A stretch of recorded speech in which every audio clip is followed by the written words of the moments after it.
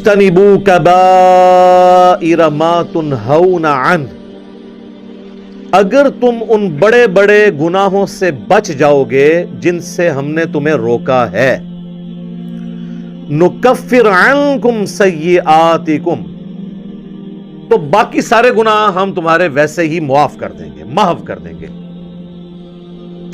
وندخلکم مدخلا کریما، اور ہم تمہیں داخل کریں گے عزت والی جگہ پر، یعنی اللہ نے جو رحمت کا مقام اپنا رکھا ہے جنت۔ اللہم اجعلنا منہم، آمین۔ اللہم انا نسألک جنت الفردوس مع النبیین والصدیقین والشہداء والصالحین، آمین۔ تو یہاں پہ بنیادی فلسفہ اللہ نے بیان کر دیا ہے کہ اگر تم بڑے بڑے گناہوں سے بچ جاؤ گے نا، چھوٹوں سے ہم ویسے ہی درگزر کر دیں گے۔ یہ بہت بڑی بات ہے، اور یہ ٹاپک جو ہے قرآن حکیم میں دو مقامات کے اوپر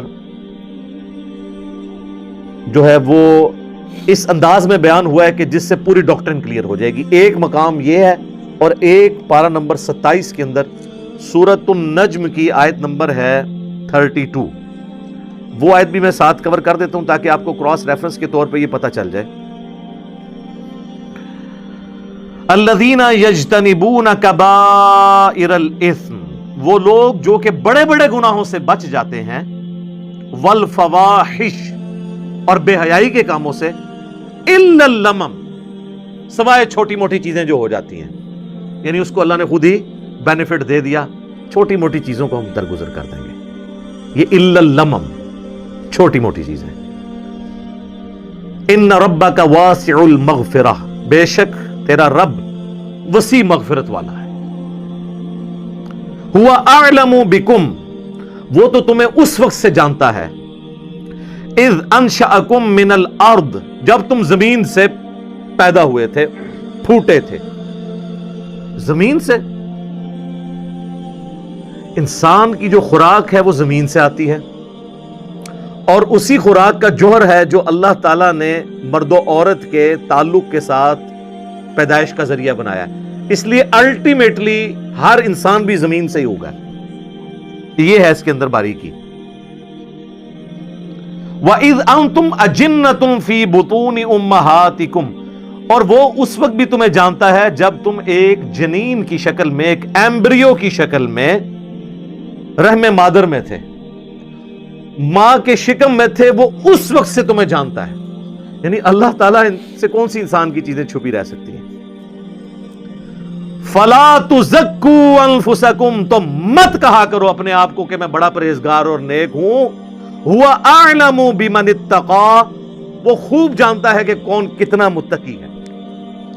اللہ کہہ رہے زمین سے جب تم اگے تھے، سر یہ اللہ ہی ڈیٹا رکھ سکتا ہے کہ زمین سے جو گندم اگنی ہے، یہ گندم کس نے کھانی ہے، اور باقی چیزیں جو انسان استعمال کرتا ہے، اس سے پھر وہ جو قطرہ بننا ہے منی کا اور مرد و عورت کا جو ملاپ، پوری کی پوری چیزیں، یعنی بالکل جسے کہتے ہیں نا بنیاد تک اللہ تعالیٰ کے علم میں ہے۔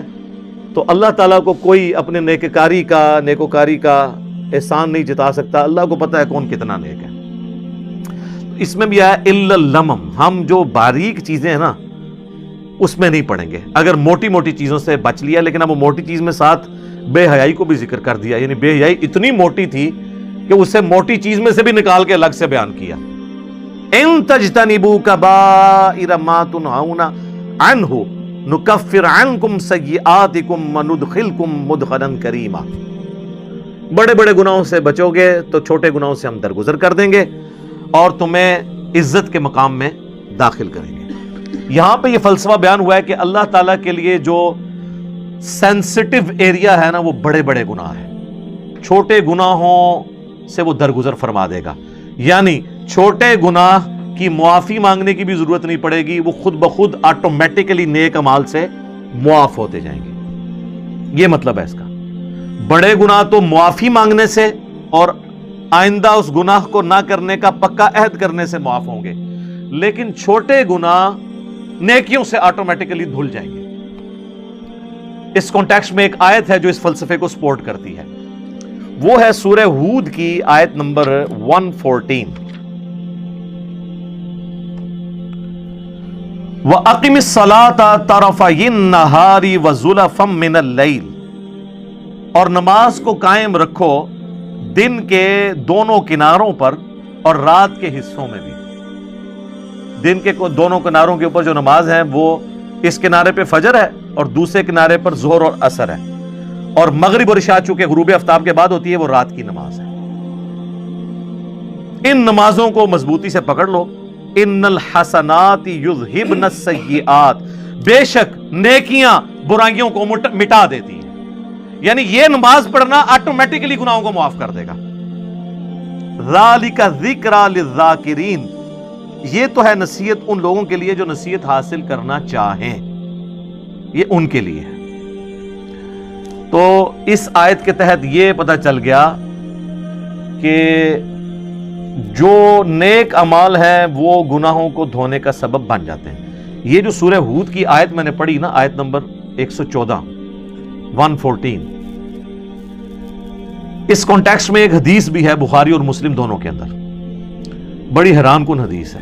مسلم شریف میں ذرا ڈیٹیل سے ہے، بخاری میں بھی موجود ہے،